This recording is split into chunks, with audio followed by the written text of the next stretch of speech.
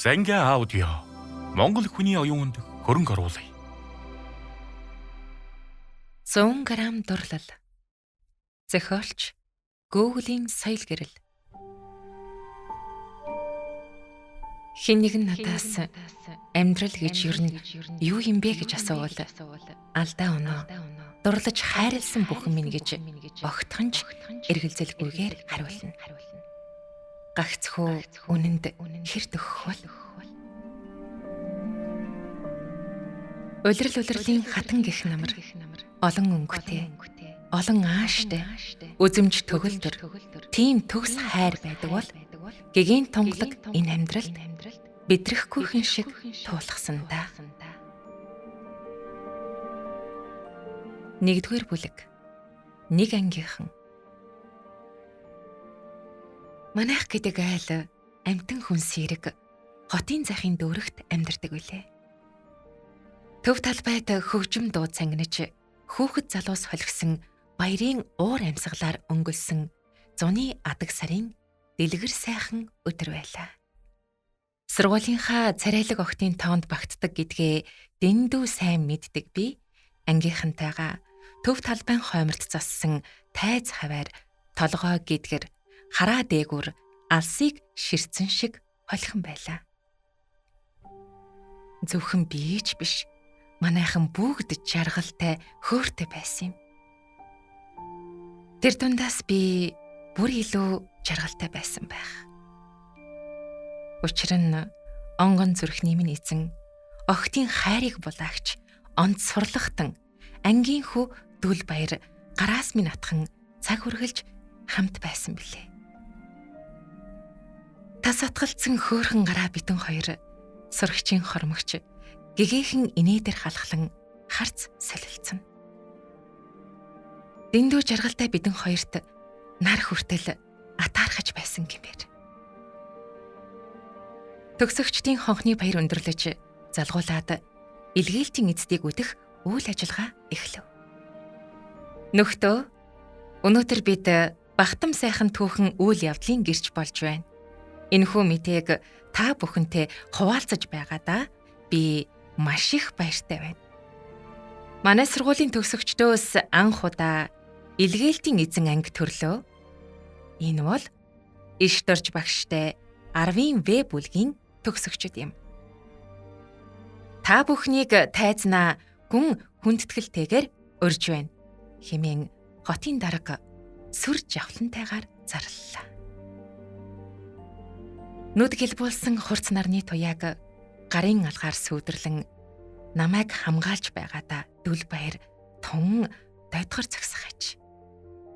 Хурсан олон хурц нарнаас халахлан өнгийн шүхэр барьсан нь алаг цэцэгсийн хүрээлэн мэт өнгө хоршиж тунчиг гоёмсог харагдана. Би хүмүүсийн завсраар аав ээж дүүгээ харцаараа хайж байлаа. Давхарлцсан олон шүхэр дундаас хүн олж харна гэдэг амаргүй бололтой. Дүү бит хоёр 12 насны зөрүүтэй, тэр 6 настай. Мөд илгээлтэд өрлөөд холын хол явчаар дүүгээ ямар их санах бол гэж бодохоор нулимс мэлэмрээд болох биш. Нулимсаа сэмхэн харчих намайг харсан дүл баяр бяцхан дүүгээ бөөцөөлж буй ах шиг халамжлан дөрвөлжин ивсэн алчуур гарт атгууллаа. Гинт би гэрийнх нэгэ олж харав. Сэтгэл хөдлсөндөө хотын даргын дэргэд шахам гүйч ирээд тэдний зүг гараа гоцгонуулан дэвхцэж энхүүлээ их чинь энд байна гэж тэнхээ мэдэн хашгирлаа. Бяцхан дүү минь аавын гараас алдуурч тайз чиглэн өөдөөс минь гүйлээ. Миний дуунаар ханаас ч юм хэдэн цагдаа гүйж ирээд тайзыг бүслэн зогслоо. Тэд дүүг маань тайз руу гаргасангүй. Хамгаалтын цагтаа нар нэг ухсхийн түүнийг барьж аваад омогдон зандрахад хөөхөн дүү минь айсандаа часхийн уйлхан тэр. Дүрсхийн уралсан би тайзнаас үсэрч буухтаа тэнцвэр алдаж хотын даргаас зураад эгээтэл хамт унчихсангүй. Даргын гар сарвалзаж байснаа тогтов. Дүүгээс минь өөр юм бодогцсонгүй. Ухсхийн тэрч аваад уужим амьсгал авлаа. Уйлж орилоод хөлс нулимсандаа будагджээ. Өд дундын зулай түнсэн цоном халуун ашгүй хэсэг үүлний цайгуур шурглаа. Би нулимсаа арчаад дүүгээ тэврэн аав ээжийн зүгт зүтгэлээ. Атган нүрээ мөрөнд минь наасан дүү минь уйлсаар л байв. Ээж биднийг хармагц дүүг өргөн авч нулимсыг арчаад хошуу цорвойлгон өглөж эхэллээ. Би чамд эсгэллүү. Дүүгээсээ хол чи хоёрч хонж чадахгүй гэж илгээлт энтергээд том толгоолоод байсан байж байгаагаа хар л та. Дэрэгдэх хүмүүс биднийг сүрхий ажиглан байгааг би анзаарлаа. Ээжээ болол доо. Хүмүүс хараад байна штий. Дүүг харахтаараа би ангийнхан дээрээ очих хэрэгтэй байна. Илгээлт гэж солиорч байхаар аятайхан сургууль соёлд орсон бол аштай юу? Эзгүй шахам газар харж хандах хүнгүй амаргүй л байх вэ. Тэгээ тэнд нь ямар ч танхай балмад юмнууд таарах юм блэ? Хэрэг төв гарч хөөхтөд хохирвол хэн хариуцах вэ? Сонсож байна уу ингэхэд? Сонсож байна. Нэгэнт шийдэгцэн асуудал. Одоо юу ч өөрчлөгдөхгүй ээжээ. Оройтойгоо дээрээ явахгүй гэж хэлэхгүй юу? Уурлаж бухимдсан ээжийн минь улаан сайтай алчуур алдууран газар унав. Би тонгойж альчуурыг авч ээжийн хүзүүнд зангидахдаа хазар дээр нь үнслээ. Сүүлийн үед би ээжийг аль болох тайван байлгахыг хичээж байгаа билээ. Тэгээд гараас нь натгаж яаж болдгийм бэ ээжээ? Нэгч сурагч үлдэхгүй. Ангаараа явна гэж ярилцаад тушаал шийдвэр нь гарчихсан штеп. Улс орон маань биднийг дэмжиж итгэж байхад шантрах эрх байхгүй. Хэрвээ бид гэртээ байсан бол ээжийн хэрхэн цамнах байсныг төсөөлж байна. Ээжийн нүур улаа бутарч үгээр хүчээр барьж байгаа нь илт байна.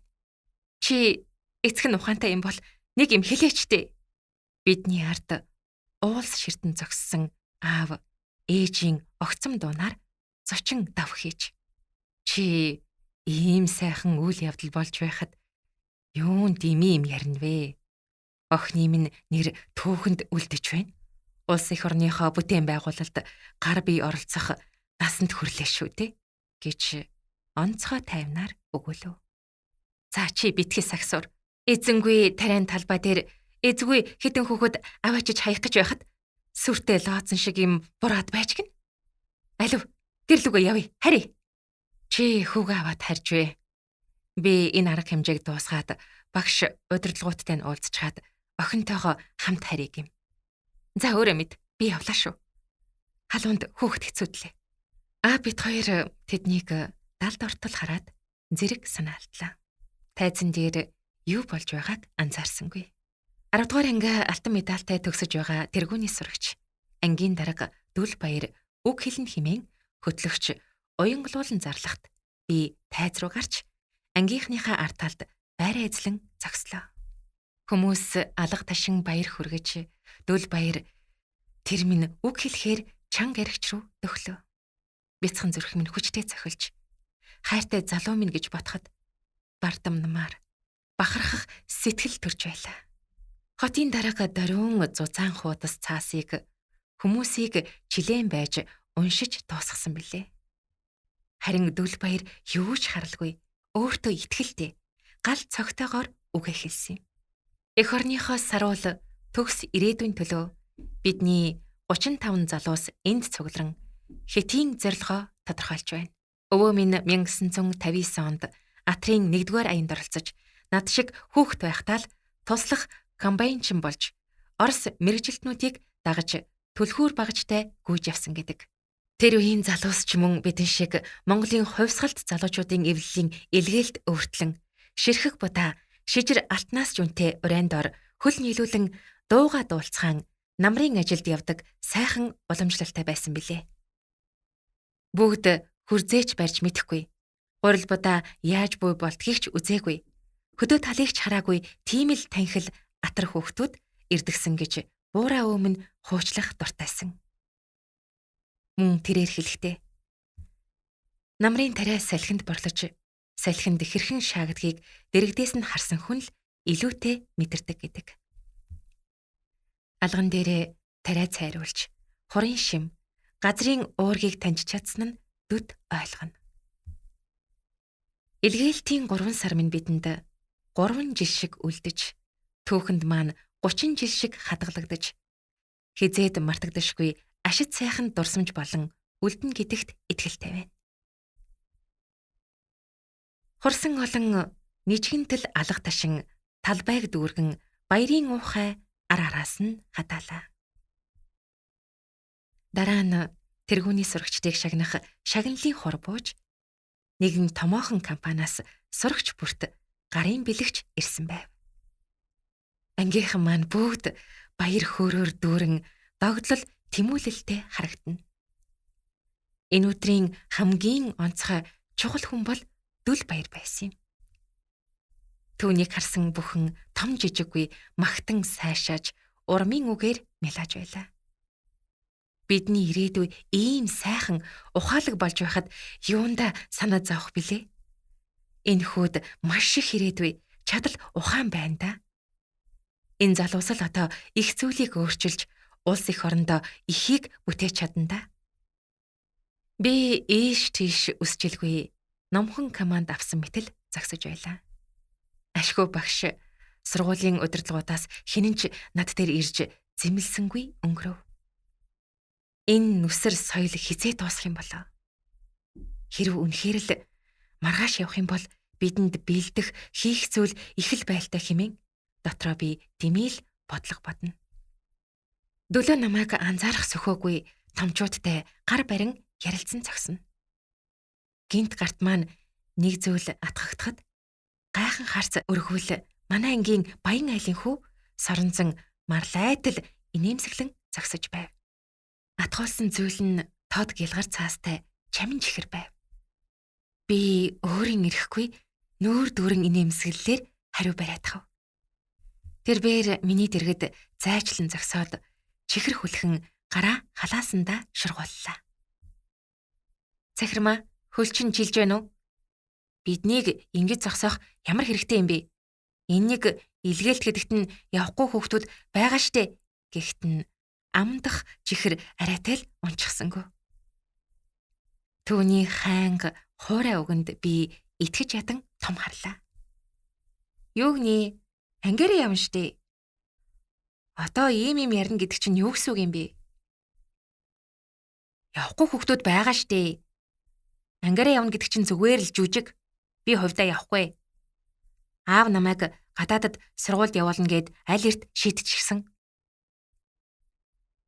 Итгэмээргүй юм аа. Тэгвэл чи энд юу хийж байгаа юм?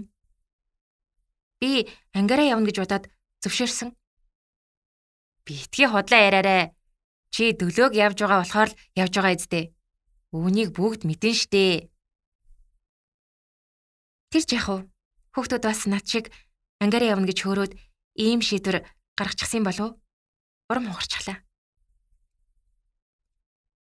Соронзон том биетэй, цагдаа болох мөрөөдөлтэй билээ. Би урвайгаад дууга хураачихв. Соронзон ууттай жихрээ халааслаад хээвник цааш алхлаа. Энэ тэнтгүй хүүхдүүдийн цовоо цолгуун дуу хадаж, эцэг эхчүүд тайз руу шимтэн харахаж. Хэдхэн хормын өмнө жигсаалын цэрэг шиг тангараг өргөж байсан бид сүүлдээ хөл эцэж, халуун наранд удаан зогссноос хөлс урсаж, ам хатан сүлдэж эхлэх нь тэр. Хотын дарга удирдлагууд тайзнаас буугаагүй байхад бид төвчээртэй хүлээх нь гарцаагүй. Үг хэлж байгаа хүмүүсийн захиас даалгаврыг анхааралтай сонсож, ёслол хүндэтгэлийн үйл ажиллагааг нэр төртөө дуусгах ёстой шүү гэж багш маань сануулсан билээ. Санаандгүй сонссон урамгүй үгэнд итгэж ядан хөлсөө сэвэн зогстол дөлөө гартаа 2 ундаа барьсаар хөрч ирэв. Айхтар цангасан би дөлөөг даган тайзны арлуу сэмхэн алхлаа. Гэтэл тайзны доор нөгөө ангийн хөвгүүдийн тэн хагас нь бөөгнөрөн зогсож байв. Тэднийг хармагц тулгамцсандаа миний нүур халуу орхиод явчихв. Надаас бүтэлгүй хариу сонссон хит хитэн хүү харагдана. Бандсан царайтай би дөлөөг орхиод эргээд алхах гэтэл тэндээс цахирмаа гих баригл дуу гарлаа. Цочин эргэж харвал өөмөлцөн хөвгүүд энэ тэр би чи гэж нэгнээ нудран инээлтэж байв. Тэр бол 10А-гийн Тэнүүн байв. Тэнүүн эцсэндээ хөвгүүдийн араар орох гэтэл нэгэн татаад урдаа оруулчихв. Тэнүүн бит хоёр дээр бүгдийн харц туслаа. Түрүүний хурцнаар дахиад шарж эхлэх шиг. Тэнүүн ураг шалхан толгоогоо илсээр дөхөж "Юу л да, сургуулийнхаа ганц мисийг илгээлт аваад хөдөө явна гэхээр итгээгүй маа. Тэгээд л өөрөөс чинь сонсох гээд дуудаж орхилоо. Уучлан бидтэй" гэд хөөрхөн инээмсэглэлээ. Миний хариулт ихэд чухал бололтой. Хөвгүүд намайг ширтгэж. Сандрах зүйл юусэн бэлээ? Тэнгэлзэлгүйгээр. "Тийм ээ, бид ангаараа бүгдээрээ явж байгаа штэ." Гэтэл нэг хүү "Тэгтээ чамайг зүрх сэтгэлийн дуудлагаараа явж байгаа гэлцэх юм" гэхэд энд тэнд жиг жуг инээх дуулдав. "Тэр чин юу гэсэн үг юм? Бүгд л энэ тухай ярьж байна." Тэд мар хөхрөлдлөө. Дөлөө яагаад ч юм юу ч хэлэхгүй таг загсна. Миний гэдэн хөдөлж түүнийг явраад ширв татаж "Чи хариу хэлэхгүй мүү?" Би хариу хүлээлгүй тэдэнд тайлбар өгөхөөр эндрийн арын шатан дээр ташаа тулан зогслоо. Хурсан олны нүд над дээр тогтож зарим нь нэгнээ дуудан даллах аж. "Тийм ээ, үнэн. Би явна. Явж байгаадаа ч бахархаж байна. Энэ бол миний өөрийн шийдвэр. Бид бүгдээрээ л дурлал шохорхлын ертөнцид хоорондоо үерхэж нөхөрлөж байна. Энд итгээд гайж юм юу байна? Тийм үү?" Өөр юм хэлхийг хүсээгүй би буугаад алхачихлаа. Ашгүй тайзан дээрх албаны хүмүүс буусан байсан юм. Дүл баяр тэдэнтэй юу ярьж байгаа бол намайг өмгөөлж хамгаалаад хэдхэн үг хэлчихэж чадахгүй. Жоохон гомдолтой л санагдана. Ухаантай хэрний хэрэгтэй үед